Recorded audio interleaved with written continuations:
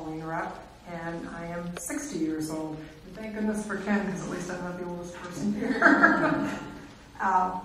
I was a city employee. I worked for the city of Port Huron for 25 years. The last 20 of those years, I was the city clerk.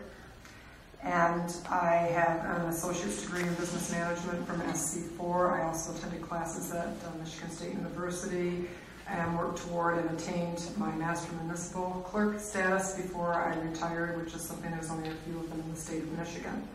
I am married to Greg. We have 4 adult children, 4 grandchildren. We have 2 cats and 4 granddogs. So when holidays come around, it's a busy house in our place. I also, in addition to serving as your mayor, which I have served for the past 2 years, and prior to that I also was chairperson of the Charter Commission. But in addition to serving as mayor currently, I'm a board member for the St. Clair County Child Abuse and Neglect Council, have been for a number of years.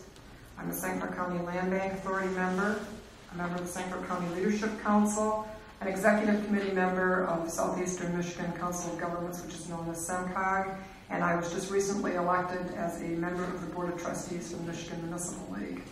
So in addition to the duties of mayor that I do around, I also do those things. I was born in England. I'm a naturalized citizen, so my citizenship means a lot to me.